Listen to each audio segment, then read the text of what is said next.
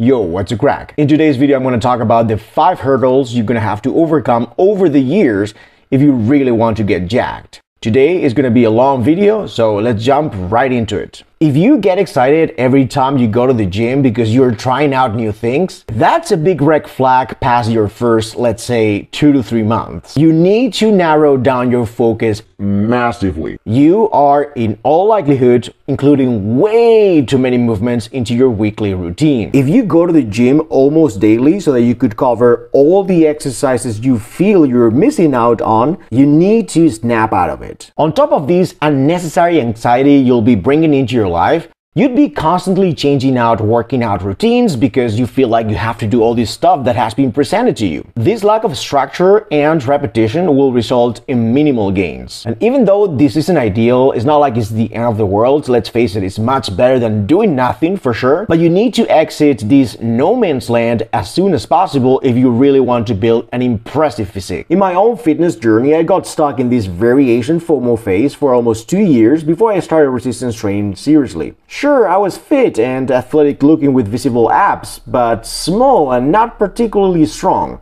Anyway, you will only overcome this very inefficient training style once you get through the process of identifying your big lifts. These are multi-joint exercises you're gonna have to commit to doing around 90% of the time in the gym for an extended period, let's say between 6 to 18 months depending on the person. That is, if you really want to pack on size and get stronger as fast as possible. For me, these were pull-ups and chin-ups, dips, push-ups and different variations of the push-up, inverted rows, the OHP, the conventional deadlift or an RDL, a high bar back squat, and Bulgarian split squats or some sort of lunges. First, pick, and second, stick to exercises that have passed the test of time. Ignore the enchanting calls of the hype, excitement, and the new flashy stuff. By doing so, you'll finally be putting yourself in a position where you can actually start building a solid base of muscle and strength. During this initial process where you are selecting your own staple lifts, you are very likely to be exposed to a gigantic pile of fitness content online, the majority of which is garbage, let's keep it real. However, if you're smart enough, you'll soon realize that most of the information is not intended for you to get closer to your goals, but rather as an effective stimulation strategy to keep you engaged on a digital platform. Many people get mesmerized by the physical appearance and captivating personalities of certain individuals. Others get emotionally invested in a particular training style and regard anything else as some sort of heresy that shall not be spoken about. The problem with these two scenarios is that you could get a small degree of valuable information at first glance, but both these personality cults and training echo chambers will absolutely stifle your progress in the long run. If you ever feel emotionally triggered or personally attacked when someone refutes something about your favorite fitness experts, you, my friend, are likely to be a fanboy. These guys tend to follow their supreme leader blindly without questioning his authority, which is a great evolutionary adaptation as a group to survive war times and long winters, but this is not a useful quality when it comes to expanding your knowledge. The other pitfall you like to avoid is what I call irrational tribalism. Not taking someone else's advice as gospel bestowed upon the gods from heaven is the first step, sure, because you should actually consume information from multiple sources, which you then contrast and compare against one another. But after closer examination, you perhaps realize that you're inside an echo chamber full of people spitting the same dogma with a different spin. Not only is there a lack of internal debate about ideas and methodologies, but you also run the risk of copying the goals of other people only because you respect them and admire them, even if those don't align to what you actually want. 3 situations where I found myself confronted with training dogmatism are: in calisthenics is the prevailing idea of avoiding weights in training at all costs, even though areas like the legs, the lumbar region, side delts, and the arms could be better targeted with external loads when the goal is building size. Not to mention the over-glorification of specific skills that most regular individuals with 9-to-5 jobs can't really afford to commit to. In powerlifting, it's all about the pursuit of numbers on the bar. in most cases over everything else. When intensity reigns supreme as a factor to determine progress, this could be a downward spiral for many. Most people's ego can't emotionally handle numbers not moving up for an extended period of time. To my mind, the discourse at the elite level is not what most people need to hear. High-level powerlifters have historically pushed the narrative that if something doesn't have a direct carryover to the big three,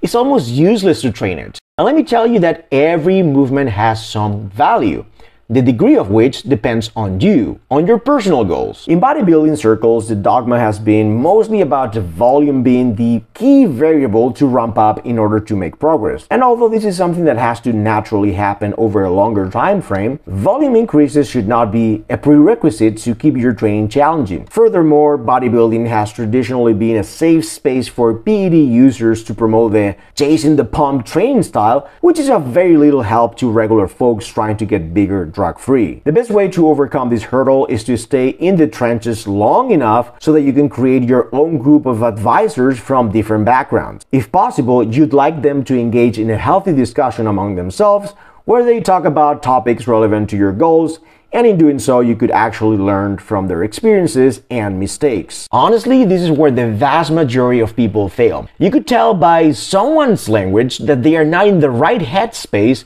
when it comes to leveling up their physique. They only think about the final destination, the results. How long would it take me to get you fill the blank? Which one is the best exercise to get you fill the blank? How many times should I go to the gym if I want to you fill the blank again? I guess you get the idea here. You could tell if someone is a beginner if the questions they are asking imply some sort of finite timeline. There is no end, I'm afraid. Training is to the body what brushing your teeth is to your mouth hygiene. Training is to your health what taking a shower is to your body hygiene. You don't negotiate with yourself whether you want to brush your teeth or take a shower. You just do it. By the same token, your question should reflect that infinity component because you've already come to terms with the fact that you're here for the long haul, and if possible, you're gonna do this until the day you die. When you finally accept that, it honestly takes so much pressure off your chest. There is no final deadline you can't miss or some sort of a time window where you need to cram all the work. It's so liberating. I'll reach my personal goals and results along the way, almost as a natural consequence of me staying on track. If you train recreationally, the destination always comes second. You need to learn how to enjoy the actual walking. Unless people learn how to love the process, most of you won't make it far. It is absolutely pointless to ask about training splits or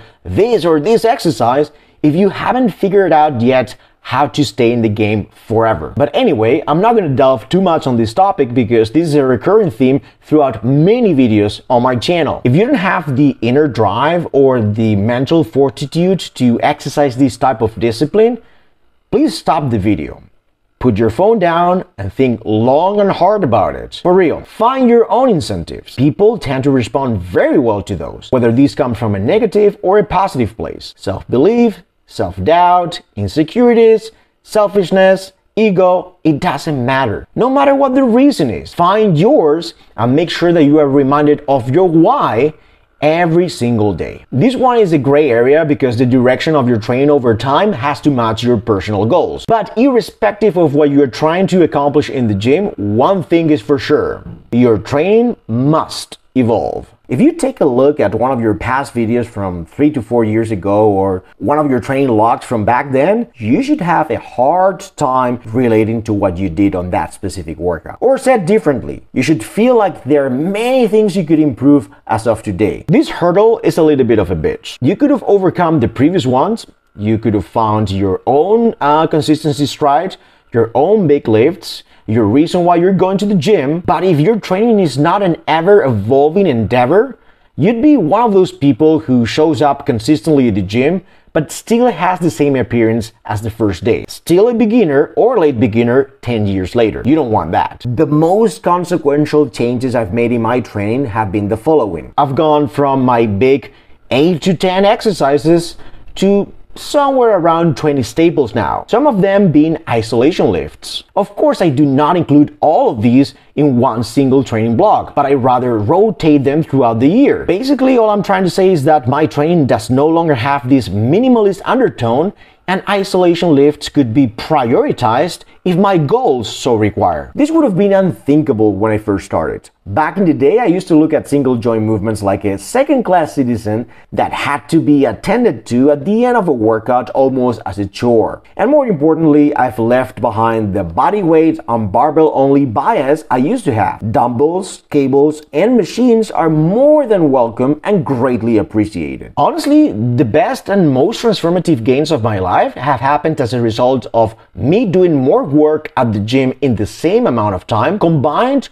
with the long, sustained, and healthy bulk. Special shout out to those agonist-antagonist supersets of compound lifts. Horizontal pull plus horizontal push, vertical pull plus vertical push for the upper body are a game changer. And for the lower body, I would include isolation movements after a big compound. Not to mention that I now include direct ab work at least once a week. And to my surprise, I actually enjoy it. Within the isolation, machine, and cable realm, I've gradually introduced techniques to go beyond concentric failure. I've done some rest pause, partner-assisted reps, drop sets, eccentric failure, and more. I might also complete a couple of extra partial repetitions in the last set of an exercise, or fully take advantage of partial reps in lifts that lend themselves to work with a shortened range of motion. Some exercises are perfect for you to just keep working once full range of motion has been exhausted. Depending on the exercise and goals, I could be using different progressive overload methods, but I have developed quite a tendency to use a simple rep goal system for progression. It really helps me not to overthink my training, so it doesn't cause me any anxiety and it makes me want to come back for more. However, I do not shy away from other approaches, but the key takeaway here is that there is always some sort of progression in place. Small PRs,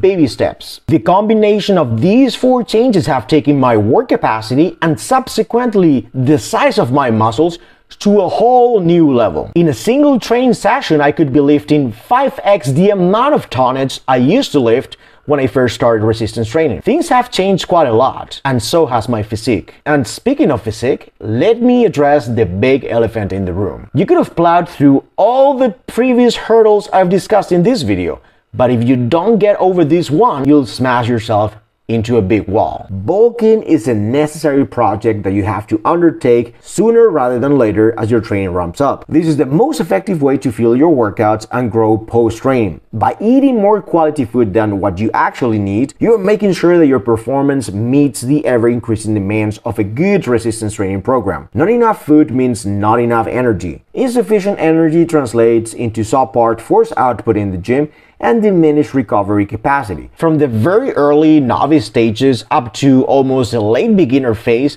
you should be setting new records in pretty much all of your lifts, provided that you're following a good progressive program powered by a caloric surplus. This is where most beginners utterly fail and self-sabotage their muscle building potential. Social media has somehow managed to spread the idea of leanness as one of the greatest aspirations to strive for in the fitness world. Almost as if you are not shredded, beach ready, and sub 10% body fat, you don't know what you're doing and you're worthless. Your obsession for visible abs all year round is literally killing your gains. Additionally, the culture of extremes is quite prevalent here on YouTube. A reasonable and moderate 300 to 600 calorie daily surplus doesn't gain enough visibility on this platform because the masses only want to consume the over-the-top 10,000 calorie challenges. That is not a bulk. That is just being stupid and getting fat at the same time. A successful bulk is a long and sustained period of time where you overfeed your body in a steady fashion. Unless you have to make weight for a particular sport, the steady route is the best course of action for the vast majority of noobs trying to pack on some muscle in the gym in the healthiest possible way. I'd probably end up making a video talking about the topic of bulking more extensively, but I'm of the opinion that most skinny guys should go on what I like to call an Olympic bulk. This is a roughly 4-year period of constantly eating on a caloric surplus to maximize your muscle building adaptations while you progressively get stronger in the gym. Day after day for nearly 4 years, your goal should be to have your next nutrient-dense food in front of you, ready for you to eat. And that, my friend, is the sacrifice not many people are mentally ready for. And you'll also have to be okay with social situations where you're not going to be at your most aesthetic self because your lack of definition. If your ego can't handle that, your chances of putting on significant muscle mass are pretty slim to none, to say the least. Well, that's pretty much everything I wanted to say today. Please drop me a comment sharing your thoughts, feedback, or experiences dealing with any of these 5 hurdles. Perhaps I can help you. If you liked today's video and you thought it was interesting, please check out this other video. I think you're gonna like it. Give me a thumbs up, subscribe to the channel, and don't forget to click on the bell to get notified every time a new video goes live. Stay fit, stay strong, help me raise an army of Super Saiyans all around the world. Peace.